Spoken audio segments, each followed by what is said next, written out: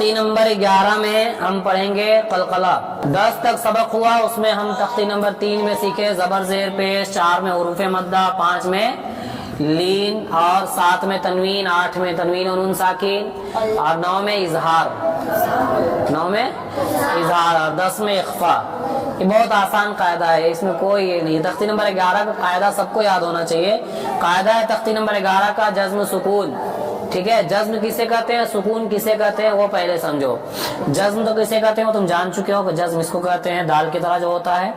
سکون کہتے ہیں کہ جہاں پہ جزم موجود تو نہ ہو لیکن وہاں پہ رکنے کی وجہ سے سکون ہو۔ جیسے مثال کے طور پر پڑھتے ہیں یعلمون، یعلمون، لیکن یہاں پہ آیت ہوتا ہے تو آیت کے بنا پر ہم اس کو جزم دے دیتے ہیں۔ یعلمون سے یعلمون کہتے ہیں۔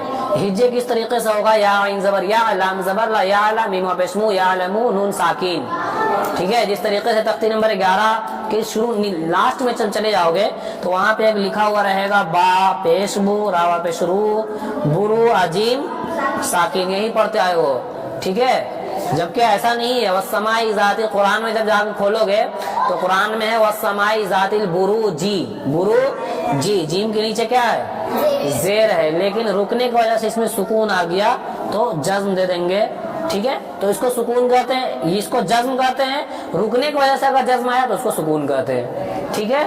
یہ جزم قاعدہ ہے تختی نمبر 11 کا جزم سکون، حروف قلقلہ 5 6 قاف، طا، با، جیم اور دال۔ قطب جدن اس کا مجموعہ ہے، ٹھیک ہے؟ جس طرح ادغام کا مجموعہ کیا تھا، یرملون، ٹھیک ہے؟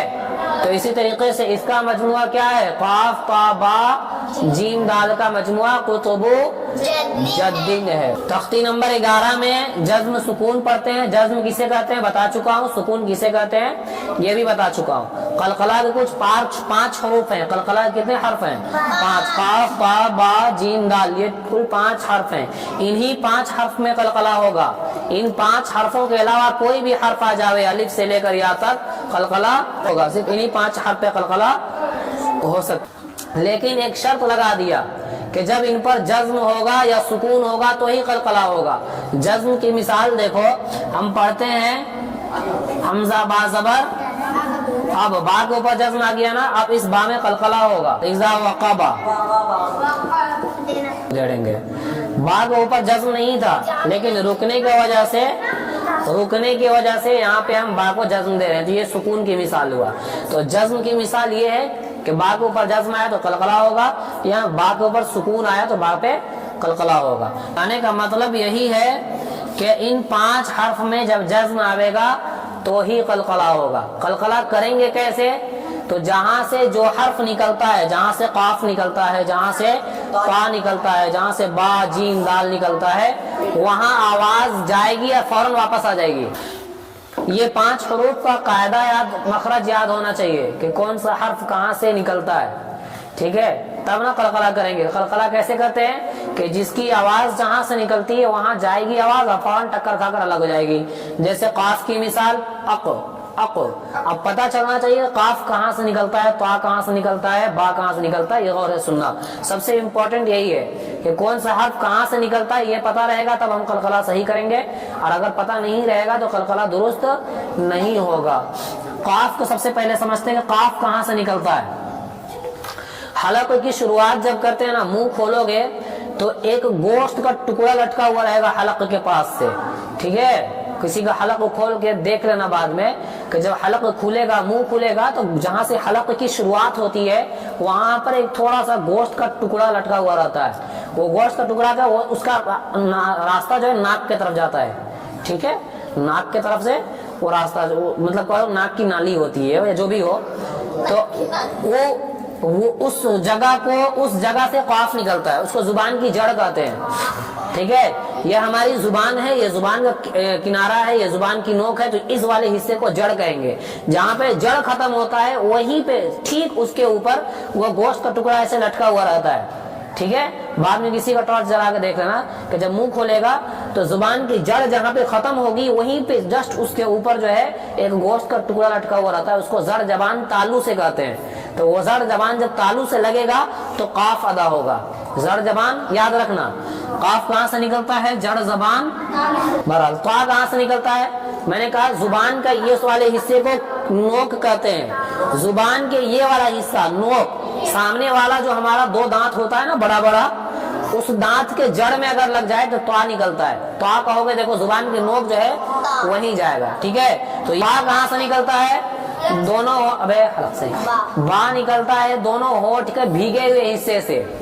बा जो हमारा होठ जो है ना, एक होठ सूखा हुआ है जिसमें लिपस्टिक लगाई जाती है, एक होठ ये है जो भीगा हुआ है, तो वहां से बा निकलता है। जहां लिपस्टिक लगाई जाती है वहां से मीम निकलता है, ठीक है। तो बा कहां से निकलता है? हमारे होठ के भीगे हुए हिस्से से। काफ हो गया, ता हो गया, बा हो गया। अब जीम निकलता है बीच जुबान तालू को। जब इस वाले हिस्से को ऊपर तालू से नहीं मिला देंगे तो जीम निकलेगा, जीम, ठीक है। अब दाल की बारी है। जहां से तो निकलता है ना, तो वहीं से दाल निकलता है, यानी जुबान की नोक और सामने वाले दांतों की जड़। दाल निकलता है जुबान की नोक और सामने वाले दांत की जड़ से। जहां से दाल बोलो, दाल वहीं जुबान टच करेगी।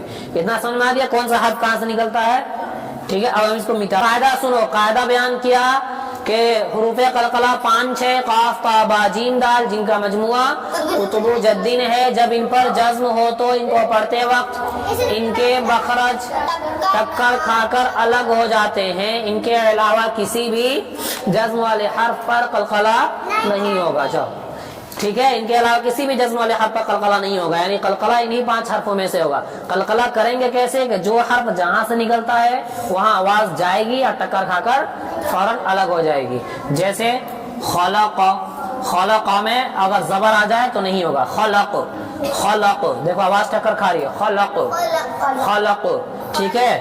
काफ ता कत, जीम बा जब, बा जीम बज, सीन दाल सद, तो आवाज टक्कर खा फौरन अलग हो जाएगी। यह आपका तख्ती नंबर 11 का सबक हुआ, जो हम कोशिश किए कि बहुत आसानी के साथ तुम लोग के दिमाग में घुस जाए। अब पता नहीं घुसा कि नहीं घुसा, जो बच्चे गौर से सुने हैं उनके जहन में बैठ गया होगा, और जो इधर उधर खेल कर रहे थे, बात कर रहे थे, दौड़ रहे थे, तो वो उनके कल मैं घुसा दूंगा। कल हर्फ का मखरज याद कर लीजिएगा कि कौन सा हर्फ कहाँ से निकलता है, कलकला कब होगा, कलकला कब नहीं होगा, ये कल सवाल किया जाएगा। जाके अपनी जगह में इज्जत के साथ बैठ जाइए।